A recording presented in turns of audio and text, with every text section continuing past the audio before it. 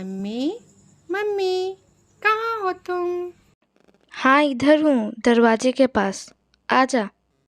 माँ, आज मुझे कैसी कहानी सुनाइएगा जो सिर्फ आपकी, आपके माँ बाबा की और आपके भाइयों के बीच हो। अच्छा ठीक है, बैठो, सुनाती हूँ। पिता थे वो मेरे, जैसे भाइयों के थे वैसे ही थे। गोद में खेली थी बचपन में। चौथी संतान थी मैं, एकलौती भी थी। भाइयों के बाद हुई थी, इसलिए नाम काफ़ी हुआ। लक्ष्मी थी मैं नहीं, सब कहते थे। और अब यही कह कह कर जाने कितनों से दुश्मनी करा दी। दुनिया वालों से नहीं, घर वालों से। गलती कभी समझ में आई नहीं मुझे।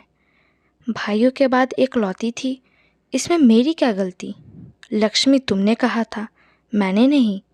इसमें भी मेरे पिता की बहनों को दुख होता था, और सबसे ज़्यादा उनकी माँ को, कि अब मेरी बेटी का मान नहीं होगा। ये अलग बात है कि मेरे पिता ने अपनी बेटी को छोड़ अपनी बहन, अपने बेटे और अपनी माँ को ही मान किया। बरी हुई, इसमें मेरी क्या गलती? मुझे भी अच्छा लगता अगर आप अपने बेटे के साथ जाते हुए समय को रोक सकते। मैं भी केवल बचपन ही जी पाती, मेरे लिए भी अच्छा होता।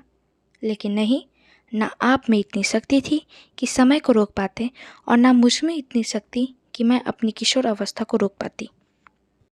लेकिन इसमें मैं ही दोषी थी। घर का काम सीखना था, सीख ली।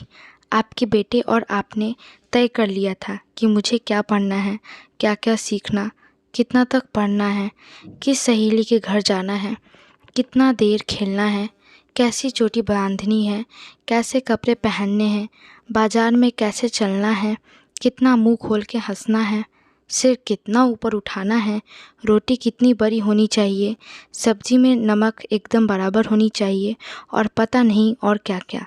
लेकिन ये सब डिमांड सिर्फ मेरे पिता और भाई की नहीं, ये मेरी माँ की भी थी। क्या थी मैं? क्या?